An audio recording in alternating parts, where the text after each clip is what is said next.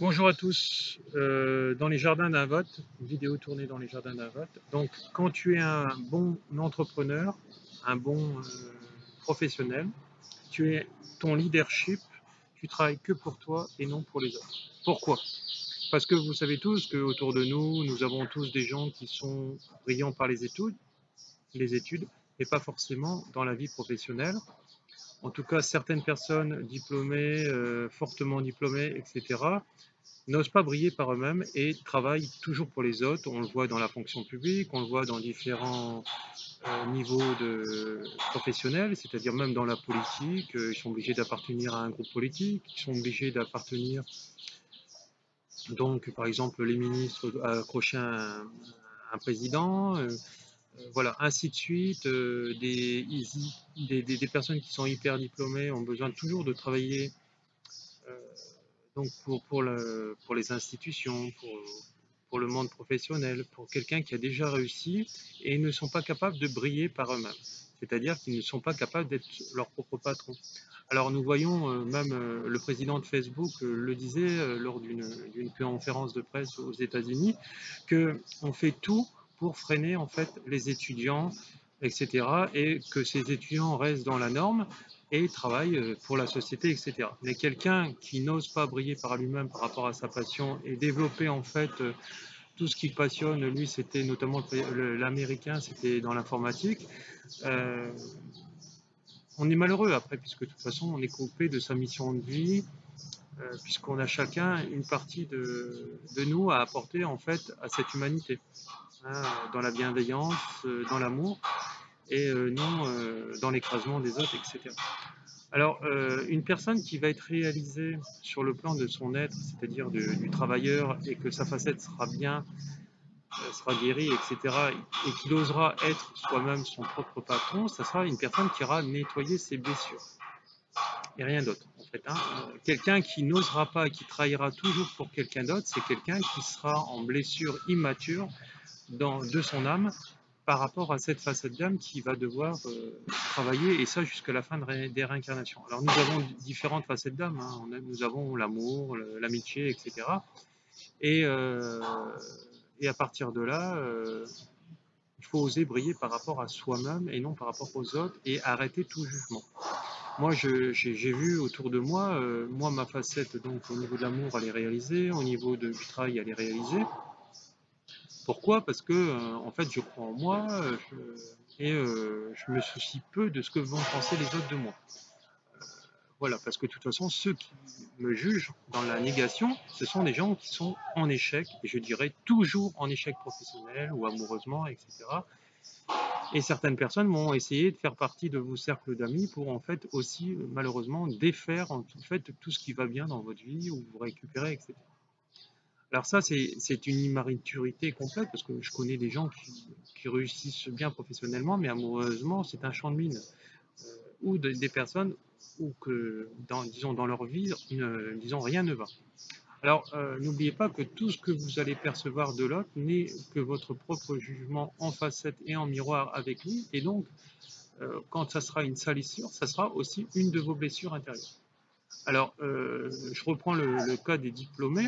Quelqu'un qui est diplômé, qui est beaucoup diplômé souvent, il a beaucoup de cordes à son arc. Je connaissais donc une de mes collègues quand j'étais fonctionnaire avant, sa fille avait un doctorat donc dans la pétrochimie, mais sauf que dans la pétrochimie, notamment dans les pays arabes, on embauche très peu de femmes, moi, je dirais quasiment pas, parce que vous savez que malheureusement dans ces pays-là, ils ont un problème avec la relation de la femme, l'énergie positive, et donc ils préfèrent briller par eux-mêmes, par rapport à l'homme, au statut de l'homme, etc. Donc c'est une fille arrivée à la fin, vu qu'elle avait fait un niveau d'études hyper élevé, elle avait passé son temps, qu'est-ce qu'elle a fait? Eh ben, malheureusement, ben, elle a fini donc à la poste en train de trier le courrier. Donc vous voyez, c'est là où on se rend compte que c'est des gens qui ont toujours besoin de quelqu'un d'autre, qui ne croient pas en eux, c'est ce que disait déjà Albert Einstein. On passe 15 ans minimum sur les bancs de l'école et on n'apprend jamais la confiance en soi. Si on apprenait la confiance en soi, oser briller, etc., et lâcher cette béquille extérieure qui est la société par rapport à tous ces dômes et à cet endoctrinement qu'elle nous crée, on est capable de se réaliser et on ne créerait pas de peur. Hein, voilà. C'est ce qu'on voit avec les films d'horreur, etc. C'est pour ça que je vous conseille d'arrêter de donner des jeux vidéo ou des films d'horreur donc à vos enfants et des jeux de guerre vidéo, etc. Puisque tout ça, ça va entretenir leur blessure intérieure, etc. Et que par exemple, quand ils vont rentrer dans les toilettes ou vont aller dans une partie sombre, ils vont peur qu'il va y avoir un serpent, etc. Parce que vous savez, l'imaginaire du cerveau, c'est quelque chose qui peut être très destructeur ou quelque chose qui peut vous catapulter vers l'avant. Alors, si vous avez des mauvais souvenirs avec l'ombre, etc., et dans les parties où vous pourriez découvrir des objets comme ça, ou des animaux comme ça, votre mental vit la plupart du temps dans le fantasme. En tout cas, souvent quand vous êtes en fait dans les balbutiements de l'éveil spirituel ou même bien avant.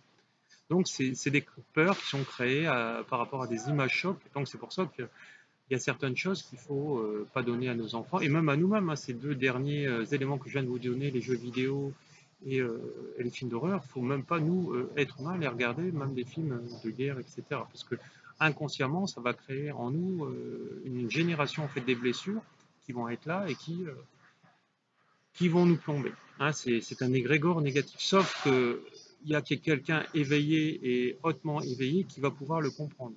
Voilà.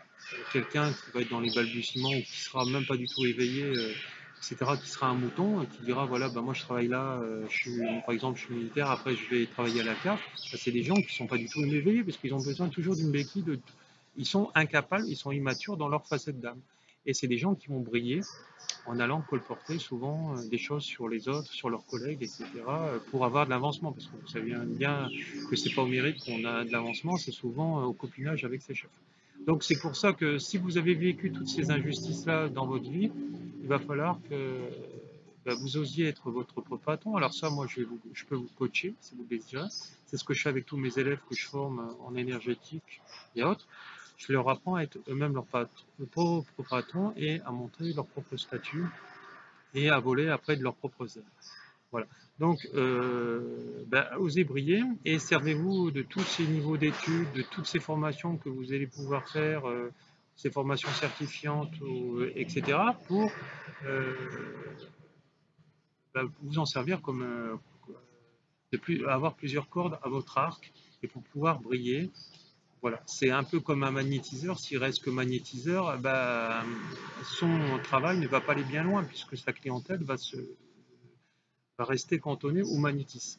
D'accord. Donc il va avoir beaucoup moins de clients. Mais si la personne devient comme moi, maître Reiki, magnétiseur, médium, etc., par rapport à ses dons, à ses formations qu'elle va amplifier, chamanisme, etc., vous allez en fait réunir beaucoup plus de choses et donc ça va gonfler autour de vous et donc le nombre de patients que vous allez avoir va être beaucoup plus, va être démultiplié par 10, par 100, etc. Et on le voit, même moi, on m'appelle maintenant au Costa Rica, en Thaïlande et dans d'autres pays, etc., européens notamment, pour pouvoir aller faire des formations. Voilà.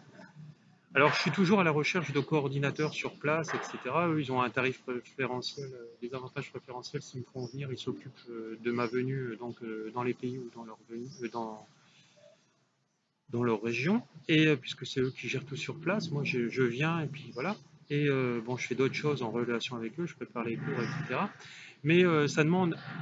Donc moi je sais que quand je veux recevoir, il faut aussi que je sache donner. Donc vous voyez, donc la boucle en fait, elle est complète. Ça, en fait, c'est la boucle du 8 infini. D'accord. Tandis que si je donnais et je recevais pas, la boucle ne serait pas complète. Et donc en ça, je pourrais pas briller. Hein. Hier, je suis allé par exemple, voir une exposition d'art sur la photographie et sur l'art créatif de deux artistes, une française, etc. Qu'est-ce que je pose comme question? Parce que bon, forcément, je l'ai ressenti, etc. intuitivement. Je dis à la dame, mais vous vivez de quoi, madame? Elle me dit, mais je vis grâce à mon mari. Vous voyez l'erreur déjà dans l'inconscient. Je vis grâce à mon mari. Et pourquoi tu oses pas briller? Elle me dit, mais les artistes, c'est bien connu, on ne connaît pas d'argent, on ne gagne pas d'argent. Ah bah, je dis, voilà. Et inconsciemment, bon, je n'ai pas rétorqué là-dessus parce que de toute façon, je n'étais pas en thérapie non plus. Mais c'est sa croyance qui est limitante, qui est aussi limitante à notre gouvernement et à tout, par exemple, à tous les gens qui sont dans la création, etc. On le voit avec leur statut particulier qu'ils ont. C'est parce que souvent, ils se cantonnent à un mode d'existence. Par exemple, danseur, peintre, mais ils ne mettent pas plusieurs cordes à leur arc. S'ils avaient plusieurs cordes à leur arc, ils pourraient travailler dans différents secteurs, et ça toute l'année. Et non se contenter, par exemple, donc, à l'organisation, par exemple, de Aix-en-Provence, là où il y a le théâtre, etc., une partie de l'année. Hein, voilà, donc il faut développer plusieurs cordes à son arc, voir si le métier il est viable. Alors ça, je le fais avec les personnes, et puis oser briller et oser croire en soi et oser croire à son coach, son thérapeute. Attention, il ne faut pas non plus chercher et trouver n'importe qui et se rendre compte qu'au bout de 15 ans, après, ça ne marche pas. Il faut s'en apercevoir bien avant et puis discuter avec cette personne-là. Si elle est compétente, comme moi je pense l'être, puisque de toute façon il y a des millions de personnes qui font appel à moi tous les ans, des milliers de personnes, etc. Et donc on se rend compte que les gens réussissent. Hein. De toute façon, vous le voyez sur ces vidéos, il y a des centaines de commentaires. Vous retrouvez les commentaires dans les pages jaunes, etc. Quand j'étais encore en France et qui sont encore d'actualité donc sur ce site-là. Et donc souvent, il y a des gens à moi, des patients, des clients qui attendent que ma venue en France tous les ans, 1 ou 2 fois par an, pour venir faire des soins ou pour les faire à distance, ou pour venir faire les formations, puisque de toute façon, une formation, elle est vraiment très efficace, c'est par rapport aussi à son taux vibratoire du formateur. D'accord ? Et non, je veux dire, si j'imaginais thérapeute ou exercer le métier de thérapeute qu'1 ou 2 heures par jour. Hein, des non professionnels, c'est des gens qui vont travailler la journée et puis qui vont voilà, donc le taux vibratoire de ces personnes ne travaille pas assez sur eux. Donc voilà, donc choisissez bien, il faut que ça résonne en vous, cette personne, et osez briller. Et voilà, donc on se rend compte qu'il y a des hyper diplômés, comme par exemple M. Macron, par exemple, si je peux prendre l'exemple du président de la République, je sais que beaucoup ne l'aiment pas, etc. Alors moi, je ne l'affectionne pas non plus, mais bon, j'en parle.